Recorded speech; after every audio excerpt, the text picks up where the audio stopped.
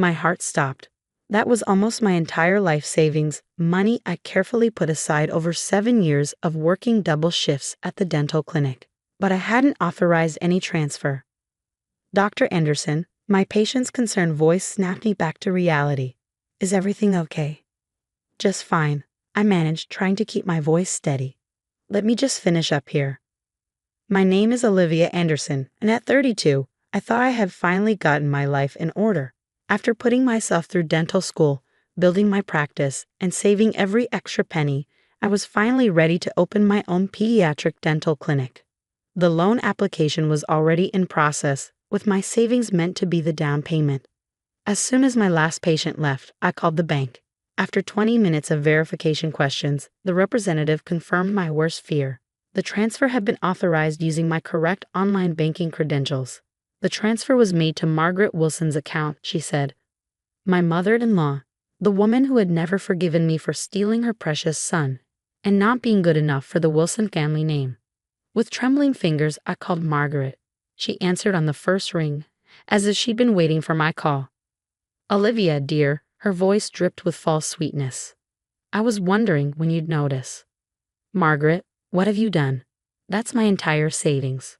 Oh, don't be so dramatic. Consider it a family tax, she laughed, the sound making my skin crawl. After all, you've been living in our family's guest house for 3 years, barely paying any rent.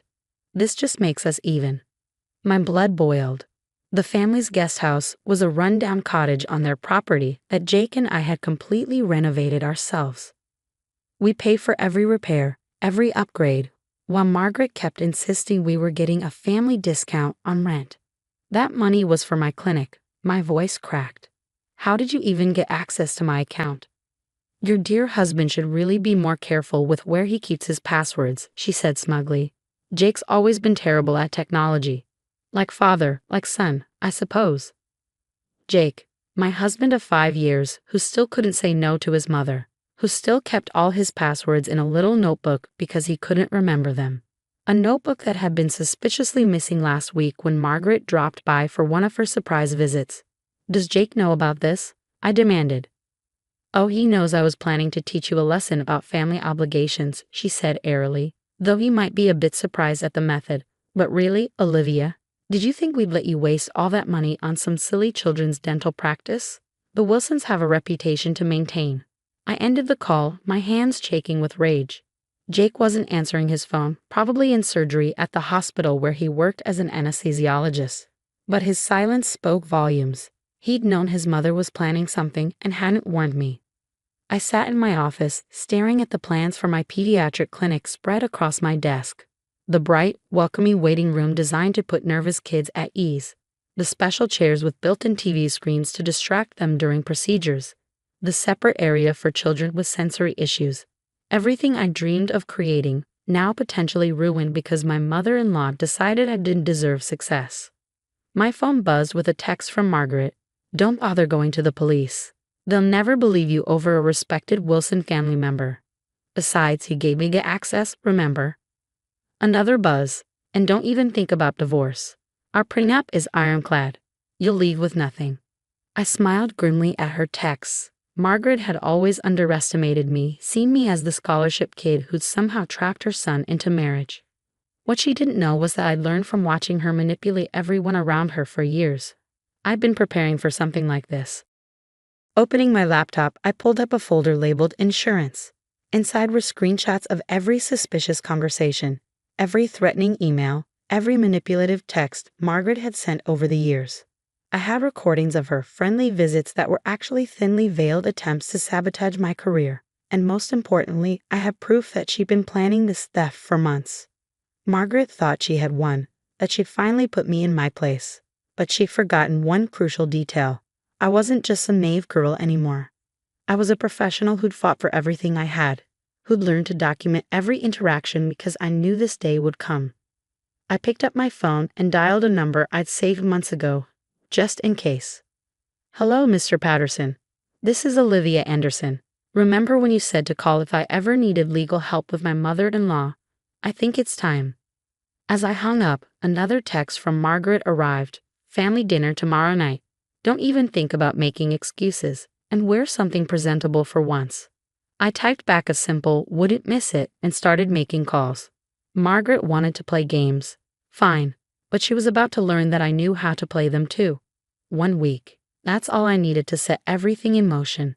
Margaret thought she held all the cards, but she had no idea what was coming. After all, I hadn't spent 3 years married to her son without learning a few things about the Wilson family secrets. Let her gloat for now. In 7 days, she'd learn exactly why you should never underestimate a woman with nothing left to lose. The Wilson family mansion loomed before me as I pulled into the circular driveway for dinner.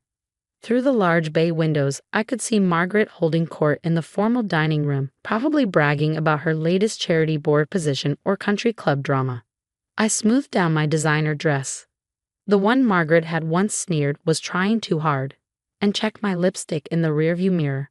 Everything had to be perfect tonight. I needed Margaret comfortable, confident in her victory.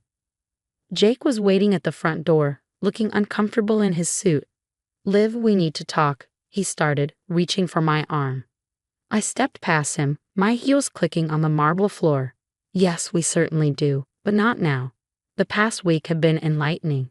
While Jake had been sleeping in the guest room, unable to meet my eyes, I'd been busy. Mr. Patterson hadn't just been helpful. He'd been revelatory. "Margaret, darling." I called out, embracing my mother-in-law with practiced warmth. "That Hermes scarf is stunning." "New purchase?" She preened, adjusting the silk at her throat. "Just a little treat to myself. We all deserve to splurge sometimes, don't we?" I caught the pointed look she threw at Jake. He shifted uncomfortably, tugging at his collar. Good, let him squirm. Dinner was a masterclass in passive-aggressive warfare. Margaret dominated the conversation, dropping subtle digs about my humble background and how some people just didn't understand family loyalty. "Oh, speaking of family," I interjected during dessert, "I've been meaning to ask. How's the foundation doing, Margaret?" Her fork paused halfway to her mouth. "The foundation?" "The Wilson Family Foundation," I clarified, taking a delicate sip of wine. "The one that handles all the family's charitable giving." I was just curious about the annual audit. The color drained from Margaret's face. Beside me, Jake stiffened. "That's family business," Margaret snapped. "Something you clearly don't understand." I smiled, setting down my wine glass. "Actually, I understand perfectly, especially after speaking with Mr. Patterson. You remember him. The Foundation's former legal counsel." The silence that fell over the table was deafening. Margaret's hands began to shake slightly as she set down her fork. "Mr. Patterson has been retired for years," she said dismissively, but I caught the tremor in her voice. "Oh, he's still quite sharp," I assured her, "especially about certain creative accounting practices, like using the foundation to hide personal expenses or transferring large sums of money without proper documentation." Jake's head snapped up. "Mother? What is she talking about?" Margaret's face had turned an interesting shade of gray. "Nothing, darling. Just Olivia being dramatic as usual." "Really?" I pulled out my phone, scrolling through my photos. "So these bank statements showing foundation money being used for your jewelry, your vacations, your gambling debts, those are all dramatic too. Where did you get those?" Margaret hissed. "Let's just say Mr. Patterson kept very detailed records. He felt quite guilty about helping cover up your misuse of charitable funds all these years. When I explained how you'd stolen my savings, he was very eager to make amends." Jake was staring at his mother, realization dawning on his face. "The foundation money. That's why Dad left, isn't it? He found out?" Margaret's composure cracked. "Your father didn't understand. The foundation's money is family money. It's charitable donation money," I corrected. "Money that was supposed to help people, not fund your lifestyle. The IRS tends to frown on that sort of thing." "You wouldn't dare," Margaret snarled. "You'll destroy this family." "No, Margaret.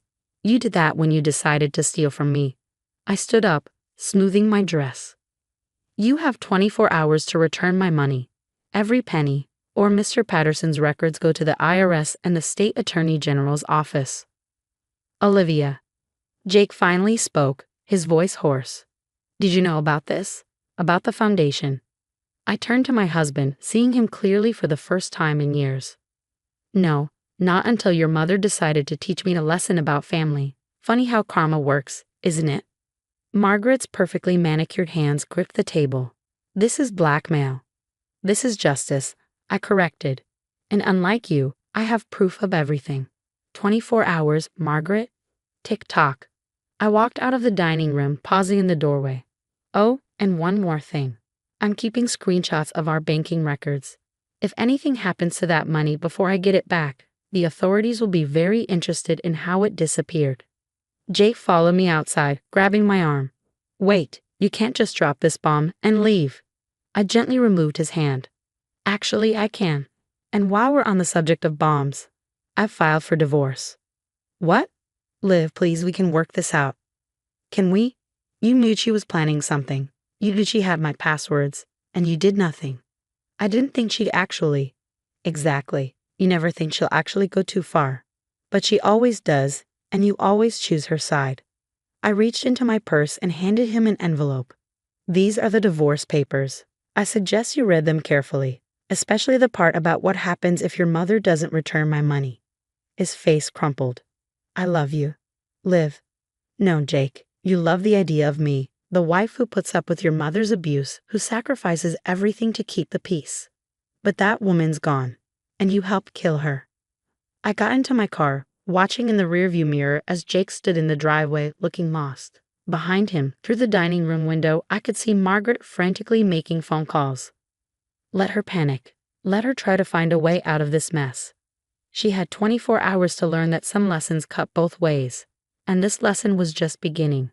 The next morning, my phone rang exactly at 9 a.m. Margaret's number. I let it go to voicemail, sipping my coffee as I reviewed the divorce papers with my lawyer via Zoom. She's been calling nonstop, Jake texted. Please answer her. I ignored him too. The ball was in their court, and I wasn't about to make this easier for them. At 11:43 a.m., the bank notification popped up. Transfer received. $175,000 from account ending in 4872. Seconds later, another notification. Transfer received. $25,000 from account ending in 4872. I smiled. The extra $25,000 was a nice touch, probably Margaret's attempt to buy my silence. She still didn't understand that this wasn't about money. My phone buzzed again. Margaret. Fine, I answered. You've got your money back. With interest, I see. Now destroy those documents and we can put this unfortunate incident behind us. Actually, I said, keeping my voice level. Those documents are staying exactly where they are. Consider them my insurance policy. You little, she sputtered. I gave you back your money. Yes, you did. After committing theft and financial fraud. But this isn't just about the money, Margaret. This is about years of manipulation, of treating me like I was beneath you. I am trying to make this right. No, you're trying to protect yourself. There's a difference. I pause, letting my words sink in. Here's what's going to happen. You're going to step down from the foundation's board. Quietly, you're going to stop interfering in my life. And you're going to accept that Jake and I are getting divorced. Never, she hissed. Then I guess the IRS will be very interested in those records. Your choice. The line went silent for a moment. You've changed, she finally said. No, Margaret, I just stopped letting you define who I am. After hanging up, I drove to the bank and transferred the money to a new account, one without any connection to the Wilsons. Then I headed to the real estate office where I'd been secretly meeting with an agent. 2 hours later, I signed the lease on my new dental clinic space. It wasn't the building I'd originally planned on, but it was better. Closer to the hospital, with more parking and better visibility. Jake was waiting at the cottage when I got home. Mother resigned from the foundation, he said quietly. Dad called. He's coming back to take over. I nodded, unlocking the door. Good. Liv, please, I know I messed up. But I love you. I turned to face him. You know what I realized this week? Love shouldn't require constant vigilance. I shouldn't have to protect myself from the people who claim to love me. I'll do better, he promised. I'll stand up to her. You're missing the point, Jake. You shouldn't have to do better. You should have done right by me from the start. I handed him a business card. This is my new office address. Send the signed divorce papers there. 6 months later, my pediatric dental clinic opened its doors. The waiting room was exactly as I'd imagined. Bright, welcoming, and filled with happy kids. Jake had signed the divorce papers without contesting anything. His father, back in charge of the foundation, had made a generous donation to my clinic's program for underprivileged children. Margaret? She'd moved to Florida, supposedly for her health. The last I heard, she was telling anyone who would listen that she'd chosen to step down from the foundation to focus on personal growth. I kept the documents about her financial misdeeds safely stored with Mr. Patterson. Not because I plan to use them, but because some lessons need to be remembered. Yesterday, I received a letter from a family lawyer I'd never met. Inside was a note from Jake's father. I should have done this years ago. The foundation is in better hands now. Keep making a difference. Attached was proof that he'd established a permanent grant in my clinic's name. Funds that would help provide dental care to children who couldn't afford it. Funds that Margaret could never touch. Sometimes the best revenge isn't about getting even. It's about building something better from the ashes of what was destroyed. Margaret tried to tear me down, but instead, she gave me the push I needed to build something stronger. And that's a lesson worth learning.